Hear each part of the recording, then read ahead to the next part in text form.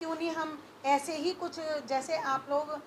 भाई सब बंधु सब बच्चे एकत्र होकर के आए हो, अगर आप लोग भी इसमें साथ दें तो क्यों ना एक अभियान चलाया जाए और इस प्रकार के कुछ पाठ्यक्रम चलाए जाएं जिसमें बच्चों को, जो गरीब बच्चे भटक गए हैं, उन बच्चों का कहीं ना कहीं शोषण हो रहा है, मानसिक भी और उनका शारीरिक भी शोषण हो रहा है, बौद्धिक विकास रुक रहा है, कहीं चोरी में आ रहे हैं। तो ऐसे बच्चे जो शोषित हो रहे हैं, उन बच्चों को हम लोग चाहें तो उन लोगों को सुधार भी सकते हैं। ऐसा अभियान हम लोग मिलजुल कर, कुछ संस्थाएं आगे आएँ तो ऐसा अभियान चला करके हम इस कुरीति से जल्द ही छुटकारा पा सकते हैं। और इस जहर से छुटकारा पाना हम लोगों के लिए सबसे ज़्यादा ज़रूरी है। एक विवादित विषय है, क्योंकि खंड काल में अगर पिछले आप जाएंगे तो ऐसा नहीं कह सकते कुरीतियाँ। हमारा देश बहुत गुलामी की दास्तां में रहा है, हमारे इतिहास को बहुत तोड़ मोड़ के पेश किया गया है, इसलिए ये तो सत्य कह ही नहीं सकते कि क्या हुआ है और क्या नहीं हुआ है। मान्यताओं को जब बदल दिया जाता है तो आप कैसे कह सकेंगे कि ये कुरीतियाँ आज की हैं, पहले की हैं। अगर इतिहास आप उठाते हैं तो राम जी ने भालुओं के साथ, बंदरों के साथ में शबरी के जूठन को भी खाया है, केवट को गले भी लगाया है, तो आप कैसे कह सकते हैं हमारे यहाँ ये कुरीतियाँ नहीं थी जातिवाद की भी। और इससे पहले हमने बहुत सारे सामाजिक कार्यों में आता है कि जैसे हमने नारी के उत्थान के लिए काफ़ी कार्य किए हैं, वृक्षारोपण भी किया है पर्यावरण के लिए, और बेटी बचाओ और बेटी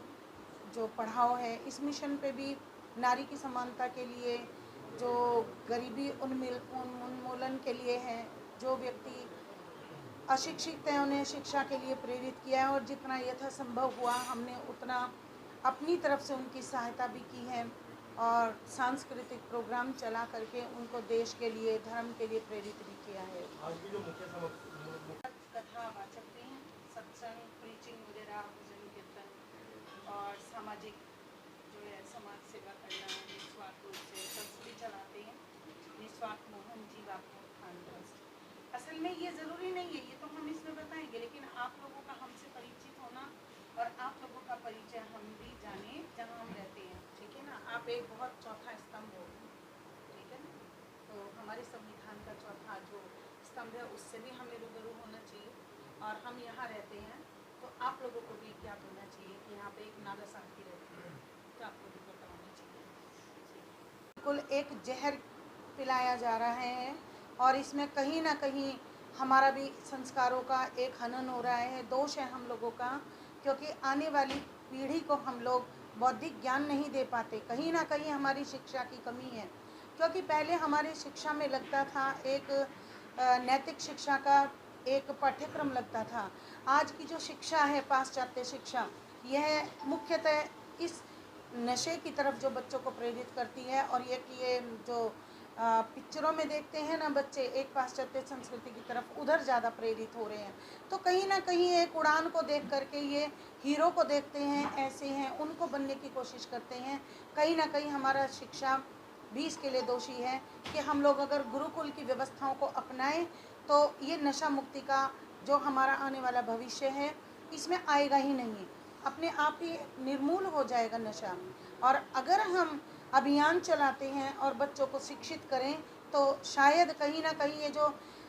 लोग बात करते हैं ना कि पुलिस के साथ में भी, कई बार ऐसा आरोप हम नहीं लगा रहे हैं, लेकिन कई बार ऐसा आता है कि लोग साठ गांठ करते हैं और नशे की तरफ हमारे युवाओं को धकेल रहे हैं। पहले तो वो लोग आदी बनाते हैं और फिर इसमें बच्चों को कहीं चोरी करवाते हैं या वारदात करवाते हैं, लेकिन हम लोग सिर्फ कहते हैं, इसके लिए कोई कठोर कदम उठाए नहीं जाते। हम तो देख रहे हैं हमारे आसपास भी चारों तरफ अगर हम देखते हैं तो बहुत सारे ऐसे ही नवयुवा हैं